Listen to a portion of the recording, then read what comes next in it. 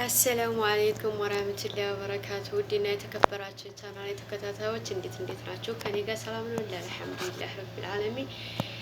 ዛሬ ይዤላችሁ የቀረብኩት ደግሞ በመዳም ቤት የምንሰራ ልጆች መሳሳት የሌለብን 5 ነገሮችን እነግራችኋለሁ ማለት ነው። በመጀመሪያ ደረጃ ልጆቻቸው ለየት ያሉ ነገሮችን ገዝተው ከውጭ ያመጣሉ፣ ከዛ ያስቀምጣሉ ማለት ነው።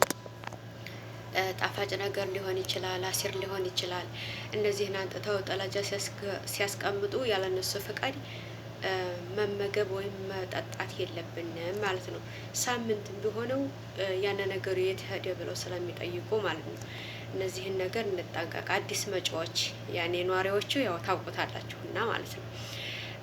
በሁለተኛ ደረጃ የህፃናትን ምግብ መመገብ። የህፃናት ምግብ እንግዲህ በጣም ጣፋጭ የተለዩ ነገሮች ለስላሳ ነገሮች ናቸውና የሚመጡት የእነሱን ነገር መመገብ የለብንም ማለት ነው። እዚህ ላይ አንድ ገጠመኝ ላጫውታችሁ ማለት ነው።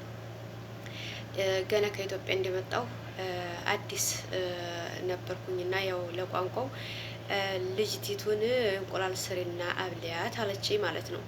ከዛ እኔ ሆዬ አንዲት እንቁላሌን ፍርጥ አድርጌ ሰርቼ ለራሴ ተመገብኩ ማለት ነው። ቆስሽን ብዬ አለችኝ መስሎኝ ማለት ነው።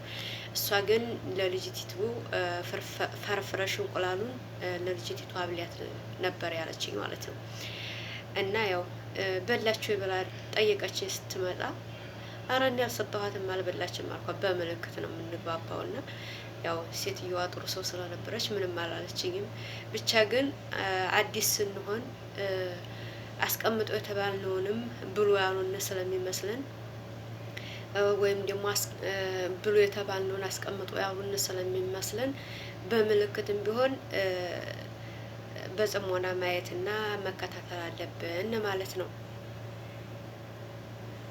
በሶስተኛ ደረጃ ሳይፈቅዱልን ያኔ ጥሩ ሰዎች አሉ፣ መጥፎ ሰዎች አሉ። ሳይፈቅዱልን የእነሱን ግቢና ቤት ወይም ሳሎናቸውን ወይም የሴትዮዋን የመኝታ ክፍል ይህንን መቅረጽ የለብንም ማለት ነው። ዞሮ ዞሮ ቲክቶክ እና ዩቱብ ተጠቃሚ ከሆነ ከለቀቅነው ያውታልና ለራሳችን መዘዝ እንዲያመጣብን እንጠንቀቅ ማለት ነው። አራተኛ ደረጃ ከሴትዮዋ ክፍል ገብተን የእሷን ኮስሞና የእሷን ልብሶች መልበስ ወይም መለካት።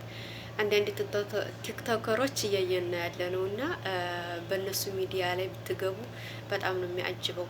የእነሱን ልብስ ይለብሱና ፎቶ ይነሳሉ፣ በቲክቶክ ይለቁታል ማለት ነው።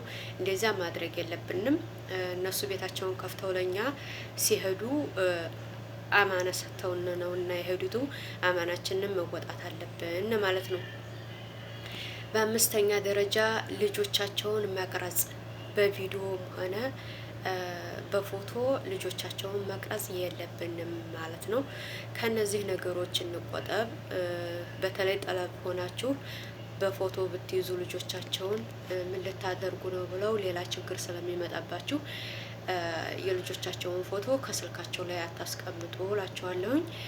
አላህ በያላችሁበት ይጠብቃችሁ ይጠብቀን። ሰብስክራይብ፣ ሼር፣ ኮሜንት እያደረጋችሁ አበረታቱኝ። አሰላሙ አለይኩም ወራህመቱላሂ ወበረካቱ።